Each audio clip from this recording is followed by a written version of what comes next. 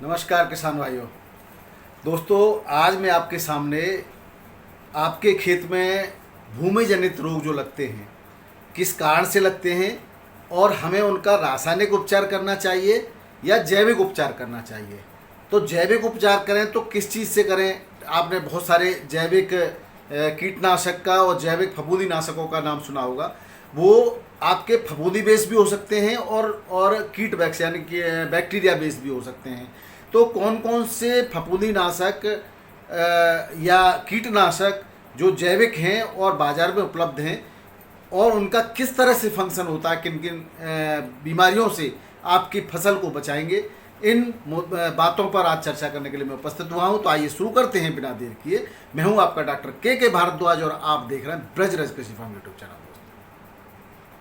दोस्तों, बात करेंगे हम आलू की फसल पर। सोलेनम ट्यूबेरसम सोलेनम कुल की आलू की फसल है। आलू और टमाटर एक ही कुल में सोलेनेसी कुल का है, सोलेनेसी का ही टमाटर है। और इनमें इनको ऐसे पालना पड़ता है जैसे बच्चे को पाल रहे हैं। बहुत ज़्यादा जो है कम टेम्परेचर होने पर बहुत सारे ऐसे फफूंद जनक रोग होते हैं जो सक्रिय हो जाते हैं, और कुछ ऐसी फफूंदी होती हैं जो ज़्यादा टेम्परेचर में सक्रिय होते हैं। और इनके कारण जो नुकसान होता है वो 207 से 25% की फसल में क्षति होती है।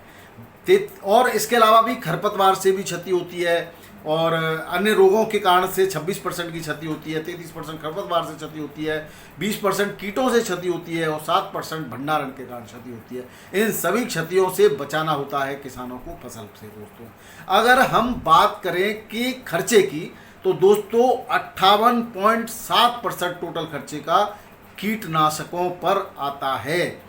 22% खरपतवार नाशक के रूप में हम यूज करते हैं और 16% फफूंदी नाशक के रूप में हम दोस्तों यूज करते हैं। इसके अलावा 3.3% अन्य चूहे वगैरह अन्य के लिए दवाइयों पर खर्च करते हैं। इस तरह से आप लोगों का बहुत बड़ी मात्रा में खर्च हमें फसल को बचाने पर करना पड़ता है दोस्तों। तो हम और उसके बाद भी ये गारंटी नहीं होती कि आपकी फसल बच पाएगी अथवा नहीं बच पाएगी। पहले तो हम बचाव के लिए भी प्रयोग करते हैं, फिर अगर रोग आ जाता है तो रोग के इलाज के लिए भी प्रयोग करते हैं। तो क्या हम ऐसा उपाय कर सकते हैं कि रोग ही ना आए। और दोस्तों, जब एक बार रोग आ जाता है तो बहुत प्रयास के बावजूद भी हम 100% फसल को नहीं बचा पाते। तो आखिर ऐसा क्या कारण है, उन सब पर भी हम बात करने वाले हैं दोस्तों आज।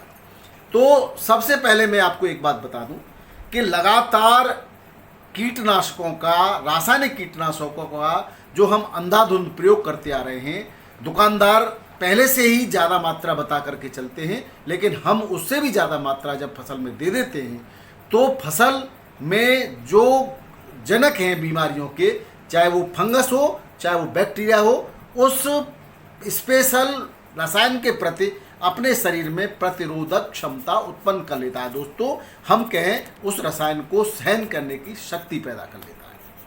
अब उसके बाद जब अगली बार आपको उस रसायन का प्रयोग करना होता है तो उसकी मात्रा ज़्यादा लेनी पड़ती है। और आजकल तो दुकानदार दोस्तों 2-3 रसायनों को मिला करके स्प्रे करने की सलाह देते हैं।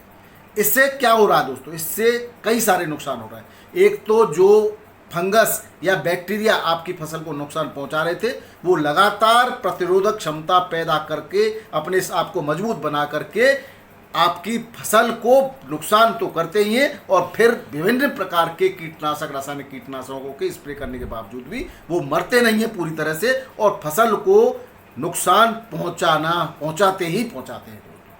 आप किसान भाई बार बार मुझे एक चेचक का नाम लेते हैं कि आलू के कंद पर जो काला काला ब्लैक स्पॉट आता है वो क्यों आ रहा है दोस्तों। उसके मैंने आपको पहले भी कई बार वीडियो में बताया है, उसके कई कारण होते हैं। वो एक पर्टिकुलर अलग अलग बीमारियों के लक्षण अलग अलग हो हैं, लेकिन आपको जब वो सूख जाता है, आपका कंद प्राप्त हो जाता है, उसके बाद वो सब एक जैसे दिखाई देते हैं। वो फंगस जनित भी हो सकता है, वो दोस्तों बैक्टीरिया जनित भी हो सकता है, वो वायरस जनित भी हो सकता है। अब मैंने पहले भी कई बार बताया कि अगर वायरस आपकी फसल में है, लोग बीज में एक वायरस बताते हैं, वो वायरस नहीं है, वो बीमारी अलग है। वो आपका जो बीज है, सीड है, वो दूषित हो जाता है, वो अलग चीज़ है। लेकिन भूमि के अंदर पैदा होने वाला फंगस, भूमि के अंदर जमा होने वाला वायरस, भूमि के अंदर इकट्ठे होने वाले कीड़े, कीट, बहुत सारे कीट हैं वो जो है फसल को जो नुकसान पहुंचाते हैं और रसायनों से मरते नहीं हैं, उनका इलाज कैसे करें, ये बहुत बड़ी एक चुनौती आपके सामने आकर खड़ी हुई है दोस्तों। इसके लिए हम आज जो है अलग अलग तरीके से हम आज बात करने वाले हैं दोस्तों। सबसे पहले हम बात करेंगे मित्र कीटों की। आपकी फसल में आपने देखा होगा अब झींगुर नहीं दिखाई देते। झींगुर आपका मित्र कीट है दोस्तों। झींगुर के अलावा ग्रास ऊपर है, वो मित्र कीट है आपका। और इसके अलावा जो है ड्रैगन फ्लाई मित्र कीट है, बहुत मकड़ी मित्र कीट है आपका। ये कीटाणुओं को खाते हैं और आपकी फसल की सुरक्षा करते हैं। लेकिन हम क्या है, जब हम रसायनों का प्रयोग करते हैं तो रसायन ये नहीं देखता कि कौन सा मित्र कीट है और कौन सा शत्रु कीट है, वो एक तरफ से सबका सफाया कर देता है। और दोस्तों जो आपके लाभदायक कीट हैं वो पहले मरते हैं, और जो शत्रु हैं वो तो प्रतिरोधक क्षमता उत्पन्न करके और मजबूती के साथ बैठे हुए हैं, वो नहीं मरते। अब हम करें क्या आखिर? तो इसके लिए जो उपाय है वो है कि कहते हैं लोहा लोहे को काटता है, कहते हैं। तो अब हमें वो कीटाणु, वो जीवाणु, वो फंगस लाना पड़ेगा जो आपके लिए, फसल के लिए तो मित्र है लेकिन इनके लिए काल है दोस्तों। इनके दुश्मनों को इकट्ठा करना पड़ेगा। उसके लिए बहुत सारे मित्र फंगस, बहुत सारे मित्र बैक्टीरिया आपके लेबोरेटरी में तैयार करके वैज्ञानिकों ने आपको उपलब्ध कराए हैं। आज उनकी बात करेंगे दोस्तों। इसमें एक बहुत ज़्यादा आपने नाम सुना होगा मित्र फंगस है ट्राइकोडर्मा। ट्राइकोडर्मा दो तरह का आता है दोस्तों, और मार्केट में विभिन्न कंपनियां पाउडर फॉर्म में इसको उपलब्ध कराती हैं 1% में, 1.5% में। और तो ये तो होता है ट्राइकोडर्मा विरिडी, और एक दूसरा होता है ट्राइकोडर्मा हार्जेनियम। तो ट्राइकोडर्मा विरिडी एक मित्र फंगस है। एक चीज़ और मैं बता दूं दोस्तों, आपने बहुत सारे लोग अपना अपना ज्ञान देते हैं। तो कुछ लोग आपको, मैंने ही बताया था कि गुड़ में हम किस तरह से कल्चर कर सकते हैं और गोबर में किस तरह से कल्चर करते हैं। किसको गुड़ में करना चाहिए, किसको जो है गोबर में करना चाहिए, या ये दूसरे शब्दों में मैं ये कहूँ कि जो भी आपके मित्र फंगस हैं या मित्र बैक्टीरिया हैं, उनको बढ़ने के लिए, उनको अपनी कॉलोनी बनाने के लिए, उनको अपने डेवलपमेंट के लिए एक फेवरेबल कंडीशन की आवश्यकता होती है। और वो फेवरेबल कंडीशन क्या है, यानी उनके के लिए सही कंडीशंस क्या है। एक तो देखो, कुछ तो बैक्टीरिया और फंगस लो टेम्परेचर में पनपते हैं, कुछ लिक्विड बेस होते हैं और कुछ सॉलिड बेस होते हैं। तो मैं आपको एक बात बताऊं, जितने भी फंगस हैं दोस्तों वो सभी एक तो सॉलिड बेस होंगे। टेम्परेचर पर अलग अलग पनपते हैं, ये अलग बात हो सकती है। तो फंगस को हमेशा सॉलिड, यानी सॉलिड, और इनके लिए एक कार्बन की स्पेशल मात्रा की आवश्यकता होती है दोस्तों। हमने भूमि के अंदर जब हम कार्बन की जांच कराने जाते हैं तो भूमि के अंदर कार्बन की मात्रा बहुत कम पाई जा रही है। जो ज़रूरत के हिसाब से होने चाहिए वो नहीं है अभी। अब हम बात करें ज़रूरत की, तो 0.3% के आसपास कार्बन की मात्रा जांच करने में पाई गई है भूमि में, जो कि 0.8 से कम नहीं होनी चाहिए, उसके लिए बेकार है। तो सबसे पहले काम जो सरकार भी हमें बार बार कहती है कि किसी भी फसल अवशेष को आप अपने खेत में नहीं जलाएं। अगर वो गल जाता है तो गलाने का प्रयास करें, अगर नहीं गलता है तो उसके लिए भी आपका डिकम्पोजर है, वेस्ट डिकम्पोजर है। डिकम्पोजर के नाम से बहुत सारे जो है मार्केट में जैविक डिकम्पोजर बैक्टीरिया आते हैं, उसको स्प्रे करें जिससे कि जल्दी फसल अवशेष डिकम्पोज हो जाए। उससे आपके खेत में कार्बन की मात्रा बढ़ेगी दोस्तों। और जब कार्बन की मात्रा बढ़ेगी तो ये बैक्टीरिया स्वतः ही पनपने लगते हैं, क्योंकि भूमि में कहीं न कहीं बैक्टीरिया होते हैं दोस्तों। ट्राइकोडर्मा विरिडी भूमि में पाया जाता है। अब चूंकि हम लगातार रसायनों का प्रयोग करते आ रहे हैं भूमि में, इसलिए ये जैव कीट और जैव बैक्टीरिया सारे खत्म हो गए। हम ट्राइकोडर्मा विरिडी की बात करें तो ये फफूंदी है और ये घुलनशील है। पाउडर फॉर्म में आता है लेकिन वाटर में घुलनशील है दोस्तों। इसको पहले क्या करेंगे आप, बढ़िया रिजल्ट के लिए आप गोबर लेंगे कम से कम 50 केजी एकड़ के हिसाब से, और अधिकतम तो आप कितनी भी ले सकते हैं, लेकिन 50 से 100 केजी के बीच में लें, क्योंकि हमें आपको एक दवा तैयार करनी है, एक हमें फंगस बेस तैयार करना है। और उसमें आप इस फंगस को आप एक बेड बनाएं। नीचे सबसे पहले नीम के पत्ते बिछा लें, उसके ऊपर आप 1 से 1.5 फुट के आसपास सड़ी हुई गोबर की खाद बिछा लें। उस पर आप थोड़ा थोड़ा करके आप ये जो पाउडर फॉर्म में ट्राइकोडर्मा है, चाहे आपका हार्जेनियम हो चाहे विरिडी हो, एक ही लें एक बार में, उसको आप भुरक दें।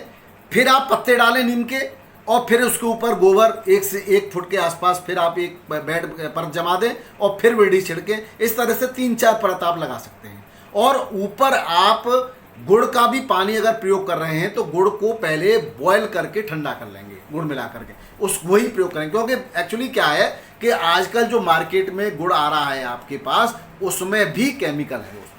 तो वो केमिकल जब आपके इसको आएगा तो हो सकता है कोई हानिकारक केमिकल खत्म कर दे।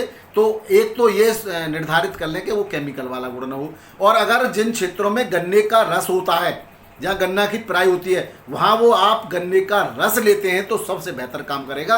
अन्यथा जो रिसर्च पेपर हैं, रिसर्च पेपर की जब हमने स्टडी करी तो ये पाया है कि कोई भी रिसर्च पेपर गुड़ को आगे बढ़ाने के लिए, कल्चर करने के लिए नहीं कहता है दोस्तों। इसमें केवल सड़ी हुई गोबर की खाद ही पर्याप्त होती है।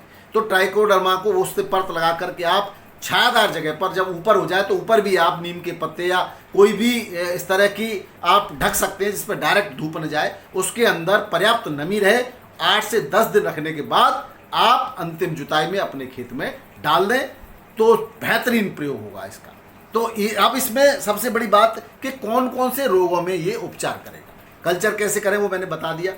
ये आपके जड़गलन, जड़ सलन, तनागलन और तनासलन, डैम्पिंग ऑफ, उकठा, झुलसा आदि फंगस को जनित जो फंगस है उसको मारता है दोस्तों। अब ये सब जो चीज़ें हैं ये किन किन तरह के फंगस से या बैक्टीरिया से पनपती हैं। अल्टरनेरिया सोलनाई जो है वो आपके रोग पछैती झुलसा, अगैती झुलसा के लिए जो कारक है उसको ही मारता है। तो आप इसका बेहतरीन प्रयोग कर सकते हैं। कार्यविधि के रूप में ये कैसे काम करेगा वो अगर बात करें तो ये दोस्तों, एक तो जो दुश्मन फंगस है या दुश्मन कीट है, दोनों को ही मारता है, उसके ऊपर एक आवरण तैयार कर लेगा। और भले वो कीट अगर काइटिन का भी है, उसकी जो ऊपर की सेल वॉल होती है वो काइटिन की होती है, तो इसके अंदर ऐसे केमिकल होते हैं जो उसको गला देते हैं, तो वो गल जाएगा। उसके खाने में के साथ अंदर जा करके उसकी इंटेस्टाइन को ब्लास्ट कर देगा, ये कहें हम, तो उसको ऐसे मार देगा। तीसरा, एक ये पौधे की जड़ों के साथ सहजीवन स्थापित करता है, ये वहाँ से पोषण लेगा और अपना जो है उसको जो विकसित करने का कार्य करेगा। तो उस पर एक लेयर तैयार कर लेगा, कॉलोनी तैयार कर लेगा, और वहाँ किसी भी दुश्मन फंगस को भटकने नहीं देगा। तो बहुत बढ़िया काम करेगा आपका ये ट्राइकोडर्मा विरिडी या ट्राइकोडर्मा आपका हार्जिनिया। दोस्तों, इसका प्रयोग न केवल भूमि शोधन में बल्कि इसका प्रयोग आप बीज शोधन में भी कर सकते हैं। बीज शोधन के लिए आप इसको 1 से 4 ग्राम ट्राइकोडर्मा विरिडी प्रत्येक किलो बीज के लिए आवश्यक होता है, और उसका पाउडर फॉर्म ही इस पर जो है लपेट दिया जाता है। उसको लपेट करके आप अपना जो है बीज को शोधन कर सकते हैं। इसके अलावा स्प्रे में भी इसका प्रयोग कर सकते हैं। जब आपकी फसल 1 माह की हो जाए तो 1 माह की फसल पर सबसे पहला स्प्रे इसका जब करते हैं हम, तो 1 से 1.25 kg प्रति एकड़ के हिसाब से 200 लीटर पानी में घोल करके और फसल पर स्प्रे कर दिया जाता है इसका। तो ये एक इस तरह का आवरण तैयार कर लेगा फसल पर, वहाँ जगह ही नहीं छोड़ेगा कि कोई दुश्मन फंगस अटैक करे इस पर। और अगले उसके बाद प्रत्येक 15 दिन पर इसका स्प्रे किया जा सकता है। दोस्तों, सावधानी ये रखनी है कि इसके प्रयोग से 15 दिन पूर्व और 15 दिन पश्चात किसी भी रासायनिक कीटनाशक का या किसी भी रासायनिक फफूंदनाशक का प्रयोग नहीं करना है। अगर आप उसका प्रयोग करते हैं तो इसका असर खत्म हो जाएगा। आप एक बार करके देखिए। और इसके अलावा हम अगले वीडियो में बात करेंगे ब्यूवेरिया बेसियाना की, स्यूडोमोनास फ्लोरेसेंस की, और इसके अलावा मेटाराइजियम एनिसेप्ली की। सभी के बारे में बताऊंगा, किसका कहाँ प्रयोग करें, कैसे उसका संवर्धन करें। नए किसान भाई वीडियो को सब्सक्राइब जरूर कर लीजिएगा, लाइक करना, कमेंट करना और अन्य किसान भाइयों को शेयर करना बिल्कुल न भूलिएगा, जिससे हमारा हौसला बना रहे और सबको फायदा कराएं। इससे आपके अनेसेसरी तमाम तरह के फंगिसाइड्स और इंसेक्टिसाइड पर होने वाले खर्चे में बचत होगी दोस्तों, ये उससे बहुत सस्ता पड़ेगा। दूसरा, जो कीटों ने फंगिसाइड्स केमिकल और इंसेक्टिसाइड केमिकल के प्रति जो उन्होंने अपने प्रतिरोधक क्षमता बना ली है ना, जो सुरक्षा चक्र बना लिया, उसको तोड़ेगा। एक बार इसका भी प्रयोग करके देखते हैं। साथ ही आपकी फसल को गुणवत्तापूर्ण बनाएगा। किसी भी स्तर पर फसल जो है कहीं पर भी फेल नहीं होगी और उसकी गुणवत्ता में वृद्धि होगी, साथ ही मानव शरीर के लिए लाभदायक होगी। भूमि में जो आपके मित्र कीट हैं वो बने रहेंगे तो भूमि भी उपजाऊ बनेगी। दोस्तों बहुत सारे फायदे इसके, आगे हम दूसरे फंगीसाइड्स और इंसेक्टिसाइड्स जो जैविक हैं उनकी बात करेंगे। वीडियो देखने के बहुत बहुत धन्यवाद। नमस्कार।